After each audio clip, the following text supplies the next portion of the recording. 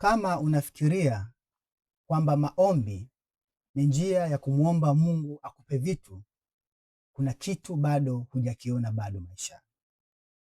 Maombi sio tu kumwambia Mungu akupatie vitu fulani, lakini maombi ni mahusiano yaliyopo kati yako wewe na Mungu.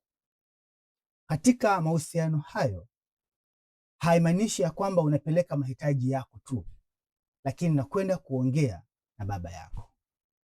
Ukienda kwenye maombi kwa kumchukulia Mungu kama baba yako na wewe ni mtoto wake, kuna namna itabadilisha vile uombavyo daima. Mara nyingi tunakwenda kuomba Mungu abadilishe vitu maishani mwetu. Tunakwenda kuomba Mungu awabadilishe watu kwenye maisha yetu. Tunakwenda kuomba Mungu abadilishe hali tunayopitia maishani mwetu. Lakini ajabu ni kwamba wakati mwingine unapokwenda kwenye maombi ya kubadilisha vitu, hali au kuwabadilisha watu wengine, wewe ndiwe unatoka umebadilika. Mungu anatubadilisha kupitia maombi. Maombi yana nguvu ya kutubadilisha sisi wenyewe kabla ya kubadilisha vitu, hali na watu wengine. Mungu katika maombi hubadilisha mioyo yetu, hubadilisha fikra yetu, hubadilisha ufahamu wetu, hutupa uvumilivu, hutupa hekima na hubadilisha na kuondoa hofu maishani mwetu. Baada ya hapo, ile hali tuliyoiona kama changamoto tunakuja kuiona kama ni jambo ambalo halina changamoto. Magonjwa tuliyofikiri ni magonjwa makubwa tunayachukulia kama ni uponyaji tayari maishani mwetu.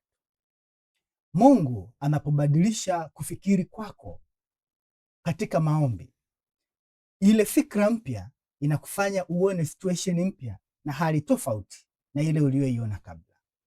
Uendapo kwenye maombi, epuka kuwa na listi ya vitu vingi, maana Mungu anajua haja ya moyo wako hata kabla hujaomba.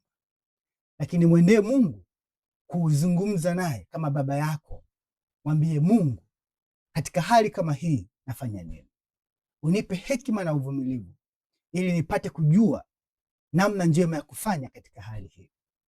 Kwa hiyo Mungu atakubadilisha wewe na wewe utaona upya katika situation unayopitia.